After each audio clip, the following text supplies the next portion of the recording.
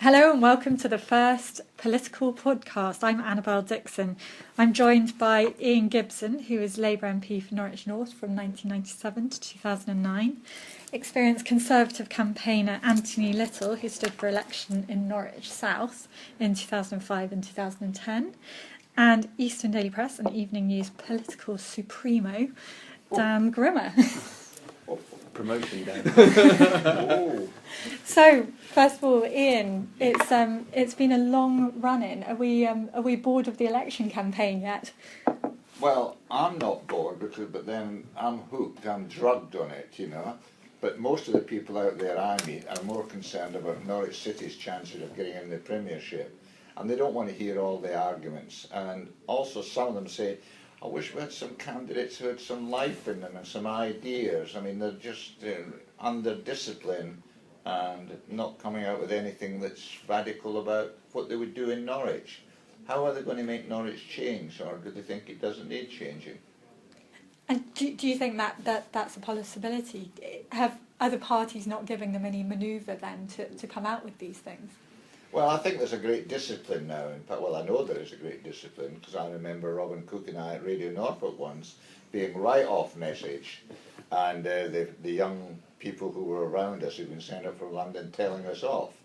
And I thought, cool. Who are you? What age are you? You know. But I mean, there is a great discipline now, because they know that the press are, living on every word that's said, every look.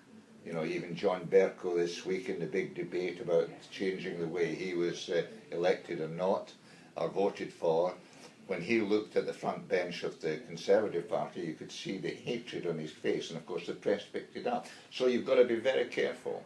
And I always remember, if I may tell a story, when the Norwich City fans were shouting things about the lad at King's Lynn who'd shot somebody who invaded his house. They were shouting, "We shoot burglars." At that moment, Charles Clarke was Home Office Minister, and we were sitting together, and he said to me, "Just don't do anything, look ahead, keep looking ahead, don't smile, don't do anything, because the cameras will be right on us immediately." So you get disciplined that way, you know. And of course, when you're a human being, then you sometimes do things that, people pick up on, and that's what makes you, I think, more interesting to people. After all, I think Miliband and the other night, the Hell and all this stuff, the John Wayne stuff, and I watched Lucy Powell yesterday too, being tough on Andrew Neil. Being tough on Andrew Neil? Cool, that's daring. But somebody put her up to that, and she did it very well. Anthony, you're out on the doorsteps. What are people telling you? Are they excited about the Conservatives? Everybody's excited about the Conservatives, obviously. I'm not sure everyone's yet excited about the election, and it's one of those things that we keep telling ourselves people will get excited about. It's just too far out, they're not thinking about it.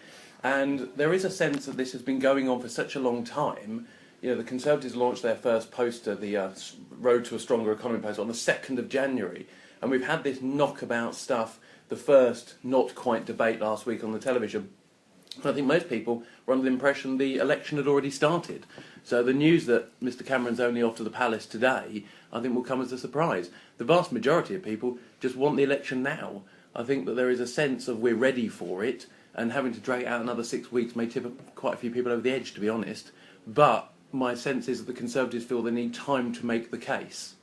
That actually it's quite a nuanced argument they're making at this election, which is that we are on the road to a stronger economy, and that people need to understand that things are getting better, and that the choice is between, I think they put it, stability versus chaos. And that's quite a big thing for people to really understand. So I think the Conservatives won't be too upset with a long election, just so long as they don't bore everybody into submission by the end of it, because there can be the sense of, desperately wanting it to be over. And bearing in mind, lots of people will vote by post this time as well. Absolutely. They will have done their vote in 3-4 weeks' time, and will then still be getting pummeled by literature, knocks on the door, things on the TV. I think what Ian said about candidates is quite true, actually. And I think one of the big changes that this election will be social media, because absolutely everything a politician or a candidate or an activist says will be analysed by Twitter within about 15 seconds. And in the good old days, when you could say something and it would be limited to an audience, or it would take a few days for it to ferment, if a political party makes a statement or they launch a poster, it's checked, it's fact-checked, it's lampooned on Twitter pretty much instantaneous. I think lots of candidates are scared by that.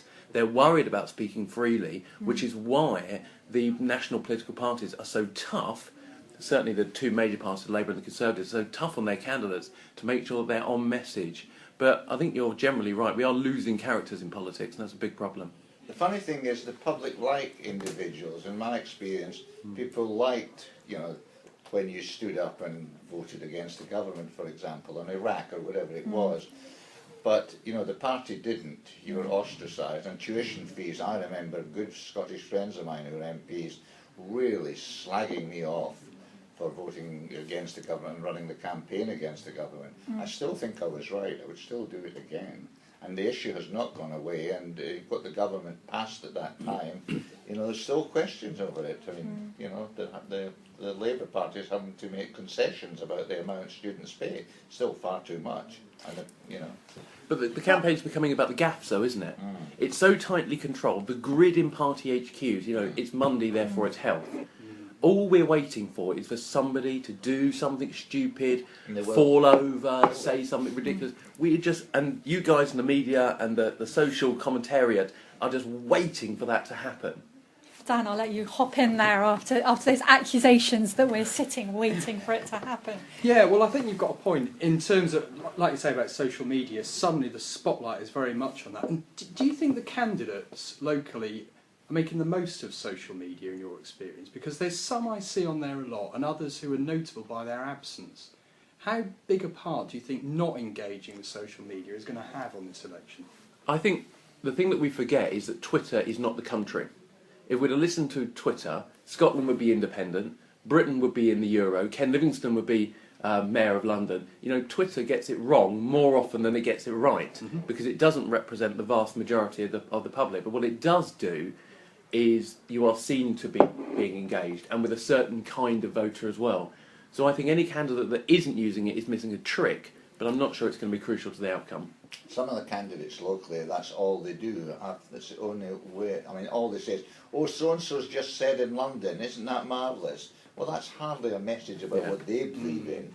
And the public like to know what the person that it believes in, who they're going to vote for. And that's very, very important. And that will never die in politics, ever.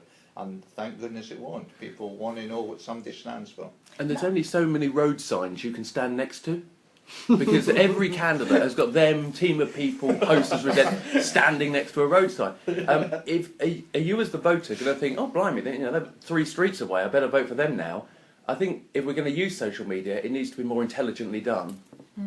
The best picture I think I ever did was up at the NNN in the baby ward, picking a little baby up who was, in the centre there, because it was a real, people came from all over East Anglia to the NNN. And and that was just spontaneous. I was up there, so I said, "Well, I'll do this." And the doctors I knew said, "Yeah, come in." So, and we got a picture of that, and everybody was jealous. The other one was Charles Clarke and I kissing Delia Smith. You ever remember that? Yeah, I remember that one. Yeah, that was big news, and that was just a spontaneous thing. I think she kissed me back, but didn't kiss him back. So there's a reason for that, Ian. There's a reason for that. You get into all this silly kind of nonsense about things like that, and you tend to believe that will make a difference. I'm not sure how much of a difference it does make, and even Twitter, I'm not sure how much it does. It's just a way of getting a message over, and you've got to do something for 5 weeks. But I think most people have made their mind up not to vote or who to vote for. Do you really think that? I think they have. Yeah. I think they have. But I agree. That's a good point to jump in and talk about issues rather than campaigns. Dan, is it going to be national issues, local issues that sway, if there are any undecideds left? Well, it's difficult to say. It's always difficult to know with general election time how much it comes down to local. I always think it tends to be the national thing. People tend to vote for who they've always voted for or who convinces them most. Who their father or mother. Well, exactly. In a lot of cases, yeah. And I think last time round with the TV debates, clearly Nick Clegg's performance on that suddenly sort of changed everything overnight. And I don't think people thought I'd vote for the Lib Dems because they thought the candidates were particularly great. I think it was Nick Clegg got people to vote for the Lib Dems. And it's strange in Norwich this time because, you know, Labour are making play of things like the bedroom tax. And I just wonder, you know, is that really going to make people who wouldn't already vote for Labour suddenly think, oh, I'll vote for them because they're going to defend tenants? And I kind of think local issues get very mixed up with national issues at this point, and it's difficult to see how the parties can really split them up. What about things like school academisation? Are people just ideologically opposed to that, or do you think that's going to be a defining moment? The candidates clearly are trying to get in on that one. Do you think that's going to make a difference? Well, personally, I think once again that's a case of people that would vote Labour and possibly vote Green look at that and think, right, you're doing exactly what I thought you'd do. That's not going to change my vote. I can't see any Conservatives being swayed by their arguments over the Hewitt. But the truth is, Labour started the Academy programme. Very good point, Ian. And you stood against it, didn't you? Yeah, absolutely. Academy. And Hartshay's Academy, I don't know how well it's doing, you know, but I know who precipitated that whole argument, and we fought Adonis and Charles and who else did we fight? The Bishop, you know. Yep. And we had big meetings, and Ed Balls was against us and said it's the only way to improve the failing school called Hartshay's, you know, high school. And I never believed that, and you know, but there was not a head of steam in the Labour Party at that time. Now there's a head of steam, which I'm very cynical about in terms of what's happening, you know, at the Sewell, which was in Norwich North, and the Academy at which is inevitable. I'm a governor at Parkside School in Norwich, which is special needs, and they've got the right now to have a free school for autistic children. Yep.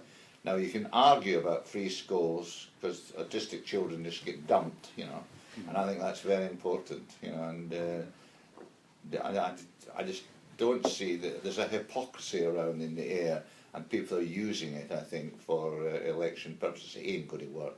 They've lost it. They didn't move fast enough. I wish I'd been there and in a position that I'd have moved as soon as they said the school's failing, you know, and they just took the time. And I think the county councillors are playing ducks and drakes with everybody. You just don't know what they believe. I think that's absolutely right. I think they are, but in campaigning terms, I think you're right, Dan, because what the Conservatives are hoping in this election is that their message will speak to a wider group of people than the Labour campaigns are. Because Labour are hoping, if you take the spare room subsidy, as I meant to call it, if you take the bedroom tax, people that are hit by that will probably vote Labour anyway, and that won't have changed it. But to everybody else, there is a signal that the Conservatives are tough on welfare spending. Take the academisation of the Hewitt. You can get 350 people out into the streets, the vast majority of which, by the way, look to me to be Labour councillors, activists, or anti-academy campaigners. But what it sends to everybody else is the Conservatives are serious about school standards. They won't stand by and watch a school fail. They won't stand by while another generation of kids goes through. You know, we forget in education that we are still here in 10 years' time. Those kids move on. You've got one chance at your schooling, and if it isn't as good as it can possibly be, then we have failed you.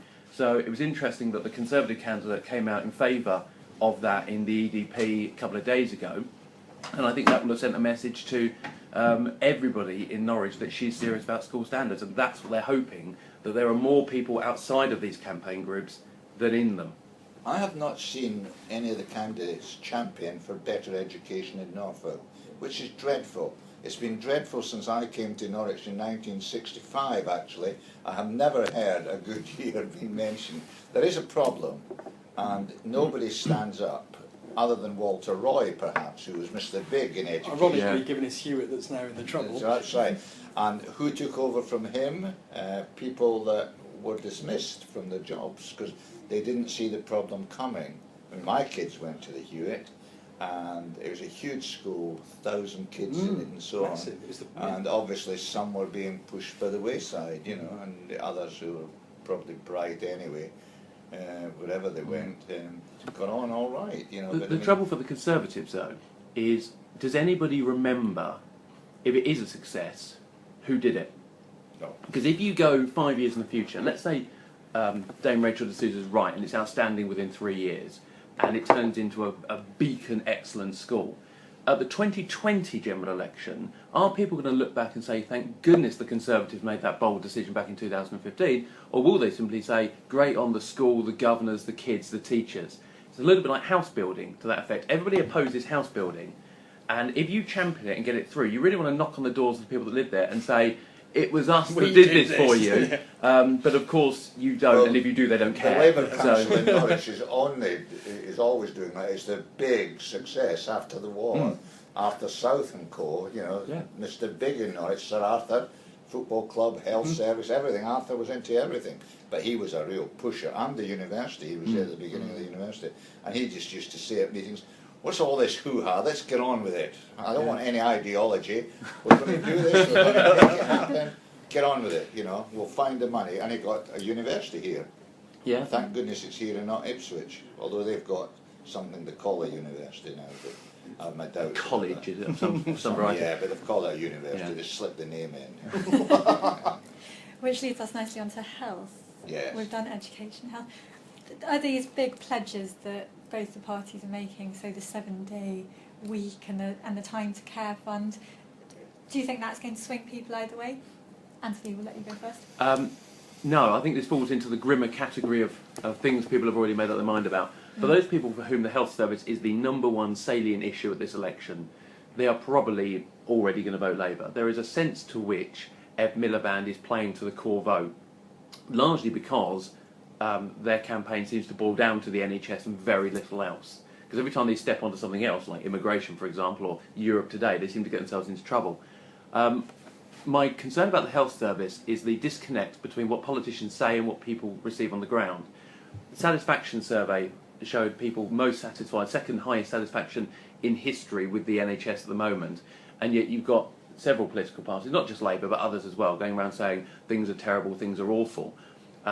And when you start wafting around 8 billion here, 20 billion there, I'm not sure people can connect that to their service. People are much more likely to make their mind up in terms of what is Friday night at A&E at the NNN like? Am I able to get an appointment with my GP? It's going to be things like that that determine your satisfaction with the NHS. And that doesn't happen every day. It's just the occasion when you need the Exactly. health service. Yeah.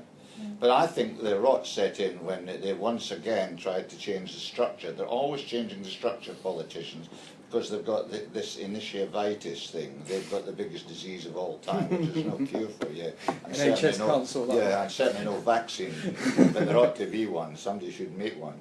Because they think, you know, by having foundation trusts, that this was going to be. So I voted against it. I came all the way back from a meeting in Germany to vote against it when whips were trying to stop us coming back, because they knew that the committee I was with was going to vote against the government. And Frank Dobson, who had been the Minister of Health, he voted against it, and lots of people did. And Foundation Trust went through on a Tory Labour whipped kind of thing. And I think it was the illusion that it was giving the health service to the public. They always say, give it back to the patients, give it back to the public. But it doesn't happen. Yeah. It doesn't. Because, well, partly because consultants don't want it to happen. They like to keep control of it in their own departments and what happens in their hospital. But at the same time, you know, the public and patients have got to be involved. I'm setting a meeting up about patient services in Norfolk. I mean, it was one of the things that was complained about recently in a poll at the NNN. But 99% of people think the health service is working well. It's the 1% who get the bad stories, which the press pick up. Yep. I mean, I'm Your afraid fault that- again, Dan. because the health service has never been perfect. My wife was a nurse, and she trained at the NNN, and then was a sister at the Old West, you know, the community hospital. And she said it was always complaints about not enough money, not enough staff, the food was wrong. And it's the same. What you need is people who are determined to make it work. And I don't mean managers with MBAs from Bedford College or somewhere. I mean people who are steeped in the health service, who understand it. Maybe an ex-nurse or something, who understands, you know, how to treat patients when they're on the wards, and how to get patients out of the wards and get to social services. And they all say they're going to do something about social services. Oh, I've heard that all my life. Social services and the health service working together. It never works. I think part of the problem, I'll just say two short things about that, is we don't have enough MPs with public sector backgrounds That's true. in either parties, and I mean proper experience, frontline NHS, proper frontline teachers, proper frontline policemen. A lot of ex-councillors. We seem to have a lot of ex-bads, a lot of spin doctors, a lot of lawyers, a fair few from Academics business, even. but we don't. Oh, they're the worst. But we don't seem to have a lot that go in with that frontline experience. And then even if they do manage to somehow sneak into Parliament, the chance of them being put into the relevant ministerial team is incredibly slim. The other thing is, I was on doorsteps literally this weekend, and a voter said, quite rightly, I know the Conservatives have done all right in the economy, and I thought, well, this is going well. And they said, but what's your vision for health and education? Tell me what you're going to do with public services. And I then went as off message as I can be, and said, well, actually, I hope we don't do anything. I hope that after the 5 years that we've had, with, let's face it, some fairly major structural reorganisations, my ideal Conservative Party manifesto page for health and education would be largely blank. Because I think with the free schools and academies programme in education, the restructuring of the health service and the health and social care bill, you need to let it bed down and improve before a new generation of politicians come in. And my greatest fear about a Labour government is actually that they're going to come in, and we in schools have prepared ourselves so much for the new landscape that they're going to whip the carpet from under us. Well, and then we have to go back and do everything again. Yeah. It would be nice to have 5 years at least of just continuity within the public sector. Well, I mentioned the disease is catching. Anybody who comes in as a minister or a junior minister feels they have to do something and make their mark on British political history. And 99.9% of them fail, actually, or it's forgotten, it's all disappeared in no time at all. So they really ought to be talking much more to the people who are in the service and what they say. When I go up to accident emergency, you talk to people, they are absolutely wonderful up there, I mean, in the middle of treating somebody's broken bone or something, or football, whatever, they will, suddenly have an emergency. The ambulances are coming in. Immediately, the whole thing swings into action. And it's very good. I mean, I don't see how you can do it any better. People can only do so much. But they're always getting criticised by politicians. Some of them, But Labour know they've got their bogey word here, which is privatisation, which has got a negative connotation, whichever way you look at it. So they simply scream privatisation, irrespective of whatever the facts are. They know it scares people. So I think, as much as I agree, actually pretty much every word you said, Ian, I think we will see that Labour mantra the whole way through this election. But I mean, that's so hypocritical. I was there with a PFI at the NNN. Yeah. I mentioned the trusts. I mentioned who cleans the NNN hospital now. Is it a private company? It is, yes. Who are getting better wages because we had a strike over it. Harry Seddon, who runs the union up there, had a strike over it. His workers were getting paid less than the Serco. And I just always remember, for a while I lived in Dolphin Square, the infamous Dolphin Square. I can tell you some stories about that, which I'm still, the press will find out eventually, I'm sure. But seriously, the Dolphin Square, there were always people from pharmaceutical companies from the States living there. And I used to talk to them in the bar and so on. And they say, we're over here to look for business, we're having a dinner tomorrow night and so on. So they're talking to MPs, ministers, the organisations in the health service. So they've been building up for years. And Alan Milburn, who I knew extremely well, Alan was always for privatisation. It's the only way, forward, he said. Yeah. Sorry to bring politics into this, but Jessa Sato wrote that famous progress letter, didn't she?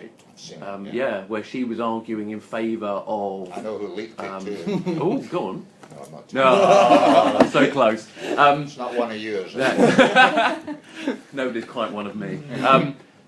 She's spoken out publicly in favour of it. The elections come around. Absolutely. She thinks it's terribly unpopular. Now she's trying to distance herself from it. And you can't. You've done it. You've wrote it. That's what she believes. And it seems, the dynamic between the Norwich North and Norwich South Labour candidates is probably worthy of a podcast on its own.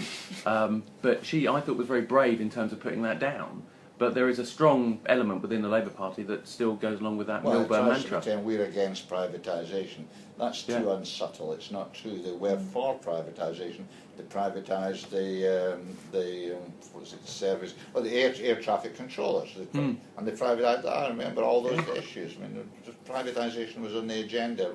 But the rather subtle line they're trying to push is Labour privatisation good, Tory privatisation Well, bad? that's right. That's Not terribly subtle. that's not terribly subtle. But will people buy into it? Well, I'm not let's quite fast sure. forward to the end of the campaign and what's going to happen. Let's have a prediction each way. Ian, Well, you I go first. think it's fairly obvious it's going to be hung. Nobody's going to get the overall majority.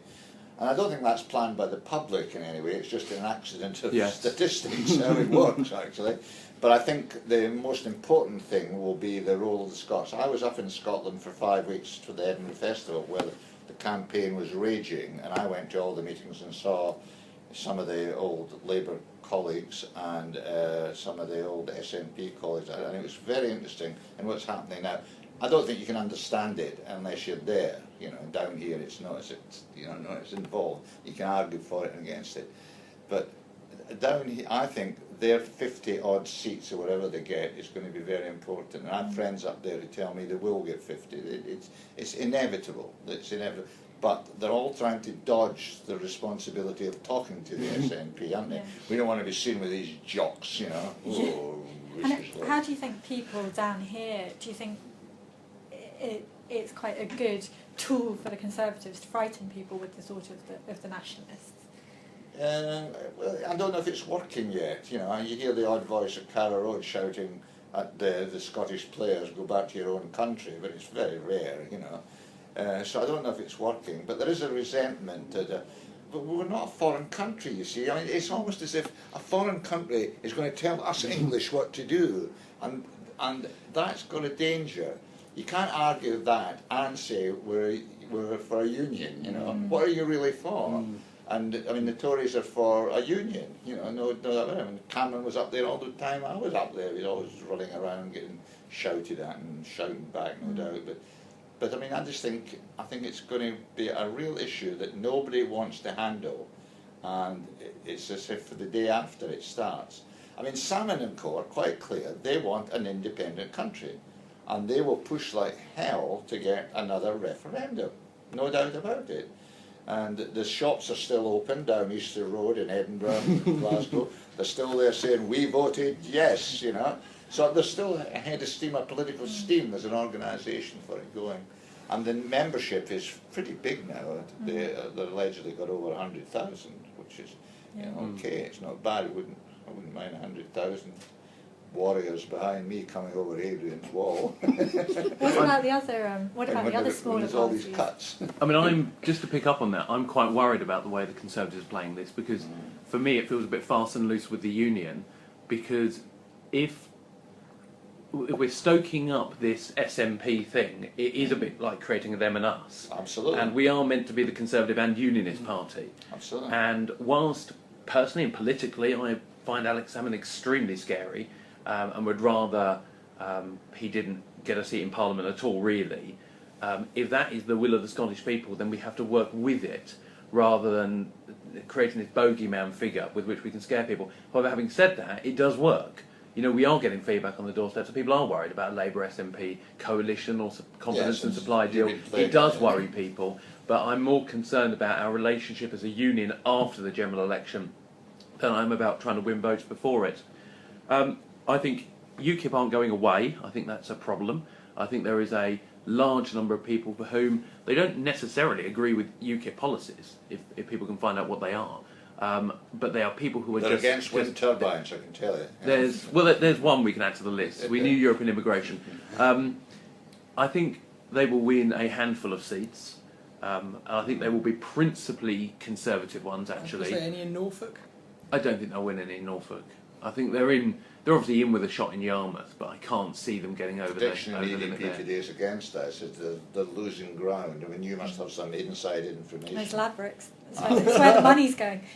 There was, and you don't bet against the bookies sometimes, do you? So the money is going there, but they're going to get a decent share of the vote. They won't be rewarded in terms of seats. Who will they take the vote from, do you think? Both? Or? I think it's both. I think it's marginally more likely to be the Conservatives, depending on where you are. I think they'll probably take seats like Grimsby in the north. I can't see a result other than that at the moment. The question is whether they can take more in the north from the Labour than they can from the south with the Conservatives. I don't think they'll end up with enough to be a wedge in terms of a hung parliament. I can't see that No, happening. they won't. The Scots are the only ones. But their bigger impact will be as they start taking 2, 3, 4,000 votes in every constituency. I think it could lead to some MPs hanging on that otherwise should have lost, and vice versa. So I think their influence is more in terms of where they don't win than where they do. I mean, for that matter, I think their current two will probably hold on in Clacton and Rochester, respectively, and there'll probably be a small gang with them. Farage will get in, won't he? I would imagine so. I don't think Al Murray's going to stop him this time. No, it's shocking Maybe that next really, time, isn't it? But when we end up there, I mean, my personal, and this isn't a very popular view, my personal view is we're heading for a second election. I think we are, yeah. I think there'll be a minority government, and then they'll go again. But they'll have to break that rule. It's every 5 years, won't they? Well, Fixed Term Parliament Act, I think what you might see, if we're at 280, which is a perfectly possible outcome, actually there may be a situation in which, I don't know whether it's going to be Labour that can do this or the Conservatives that can do this, that make an agreement that you repeal the Fixed Term Parliament Act. You might do one or two things in order to shore up the economy and the markets, and then we're heading for an September-October general election, a second one, in which the two big parties will use it as a stick to beat the smaller ones. Because if we're having to do it all over again, first of all, the big parties can afford it, the small parties can't. You know, there's no way the Greens, and even the Lib Dems to some extent, will be able to bankroll a second general election. But then they'll be able to say, come on, public, you've got to make your mind up here. You know, we can't keep going on with these. And public, I'm sure I saw a poll, I might be wrong, that said the public appetite for a coalition is now at rock bottom. People actually don't want a coalition anymore. You know, the way in which this one was set up and run has left a nasty taste in people's mouths. Ian, I've just got to quickly ask you about the Greens. You endorsed them at the European elections. How do you think they're going to do? And no, I don't think that they haven't got a message in Norwich that I hear that's coming through. And I mean, Rupert Reid, the old Norwich lecturer, isn't it? He's running Cambridge. Yeah. I don't think. I think he'll make headway in terms of votes, but they don't. To win an election, you have to have something specific that people identify, i.e. the candidate or the party with, and the parties are struggling to differentiate themselves in a simple way. I mean, they argue about finances and all that. Just leaves me cold, and I mean, must leave everybody else completely cold and confused. But is there a danger that it splits the progressive vote, or is there a big yes, enough well, vote? but they've got a different agenda, you see. They want no tuition fees and things like this, populist kind of things, you know. So they're quite prepared to stick it. So is Scotland.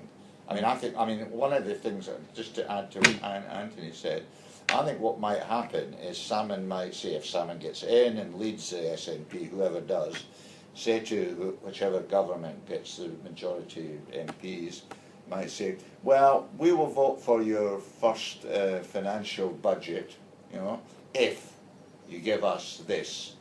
And that's going to be really interesting, because they might say, no, you're not getting that, because it will be something to do with independence, financial independence or something. And what will happen then, you know? Will they struggle on as a minority, or what, you know? Because, I mean, there's no doubt the Scots, with that balance, could hold them to ransom, anybody to ransom over it, until they get what they want. And once they've got independence, I don't know what they're going to do. It's hardly going to be the Socialist Republic of Scotland, so people don't have to worry about that, you know, with the SNP.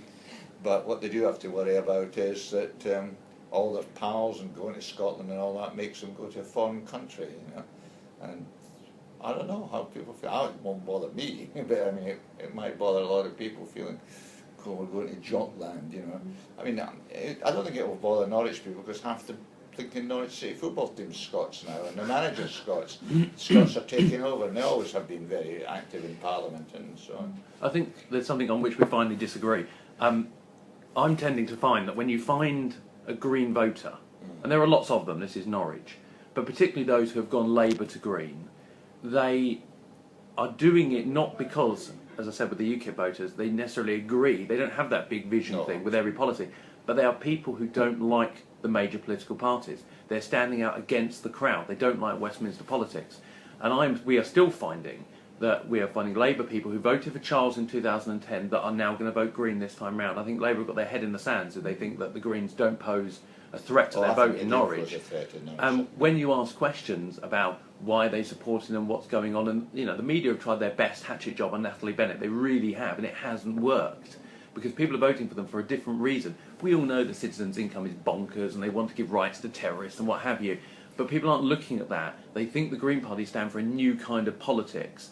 The Greens have gone for a very local rooted candidate who's very nice, presents very well on the doorstep, very inoffensive. She's not the kind of people that's going to send voters running off in droves, and I think they pose a real threat in the same way that when you meet a UKIPper, no matter what argument you put, even the now busted arguments of vote X, get Y, they're not interested because they're normally voting UKIP to have a pop at the establishment. And sadly, Ian, that means you and me, because they don't like the way the country's been run. And even if UKIP lose, Greens lose, they've thrown their vote away, they've let in Ed, they've let in Dave, they might even let in Nick, who knows, they will consider that to be not a wasted vote because they've done it because they believe in it. Do you agree there's an underlying theme in this country at the minute about regional control? Now, I'm not talking about Soviets, so don't get worried. Yet. Yeah, right. But seriously, I mean, I think a lot of people, like this morning on Radio 4, they were talking about Cumbria, Newcastle and so on. And Newcastle was put into a regional development thing by John Prescott and they voted against it, for example. But I remember Scotland, when Scottish nationalism was beginning to emerge in terms of we want devolution, we want some powers of our own, they also threw in at union conferences, they used to throw in Newcastle in the north because they knew there was an underlying current there. Now, we don't get that in Norfolk. I do wish we had it because I think Norfolk is the poor cousin in this country for everything, development of industry, even universities and so on. They're not in the top 15, not top 20. It's their ambition to be in it. They're not Russell Group universities. And is it because it's just Cambridge down the road that's stopping it? I don't think so. I mean, I used to remember meetings in London with the big people, with Stephen Fry chaired one, I remember that. And they always used to say, we'll be all right when we dual the A11. And I said, no, you won't. I mean, we need to dual the A11, but it doesn't mean business will come. You've got to have something more subtle than that. And we're not like American cities, and we're not like London, and not like Manchester's got a new policy, you see, and they're getting money shoveled into them. And that's why Newcastle's getting angry. Now, why not Norwich? Who is arguing for Norwich? Are we an independence county or not? I mean, people can go, oh, the thing is a joke, but I'm serious about it as a political device to improve the lives of people and get the money in. Norwich was always last. I remember Charles Clark and I meeting Tories once in the Garrick Club, and they said, oh, it's a pair like you doing in a dump like Norwich. You should be up here in London or somewhere doing things. And I always thought, well, that reflects the view of Norwich generally in the country. When you just ignore it as a passing fantasy of a few people in a bar, but I mean, generally I think there's this thing about Norwich is a nice, sleepy hollow, and if you say that, people get really nasty. My wife gets nasty if I say that. Well, you've done all right out in Norwich, bloody Scots sod. But seriously, I think there is a problem about local control of things, and the councils are getting less money. I think they're getting less control. You've been there, and it's been a continual message for years that councils haven't got the clout, not just because they haven't got money, because you don't always need money to have new policies, but it's just a feeling that nobody cares out there much about it. It's all the Manchesters, the Newcastles, the York. And when you see the list of all the cities, when you see them in the papers, there's never Norwich. There's York, there's Manchester, Leeds, all these places that were once big industrial centres. Well, so were we, I'm afraid on that note we're going to have to draw to a close, but I thought we could just finish with a favourite election campaign moment. You've done lots of campaigns through the years. Oh, yeah. Who wants to go first? Anthony? Well, I'll do my sort of wonderful electorate. I told this to my class the other day, actually. At the last election, I was wandering actually in the street next to where my house is, and there was obviously a huge blue rosette on, and the lady came rushing up the street to say, are you Anthony? Are you the Conservative candidate? Yes, I said. And she went, there's something I've got to tell you. There's a plot. They're taking the election from you. And I said, really? What's happened? And she went, I went in to vote. and couldn't find David Cameron's name on the ballot paper. And I said, well what have you done? And she said, there were all these strange names, but David Cameron wasn't on there. So she had stormed out in protest. And she said, I would have voted for you. And I had to, it was a middle-aged lady, I had to explain that it was not the party leaders on the ballot paper, but our names, and whether she wouldn't mind possibly going back in to apologise. And she was in such a state, she ran off. So I think people need to understand that when they go in, there'll be candidates' names on there, not Cameron, Miliband, Clegg. A warning. Does anything top the Delia kids? Oh yeah, I mean, I enjoy canvassing. I mean, I must have put millions of leaflets through doors and talked to people and seen people and had cups of tea with people and so on over the years. But the one thing that sticks in my memory was doing it up in Thorpe one night. As a young woman came to the door and said, oh, I can't speak to you, my waters have just broke. And I need to get somebody to look after the kids. I said, you've just got somebody, I'll stay with your kids. And she trusted me, we got an ambulance and she went off to have her baby and we looked after the kids, two of us, you know.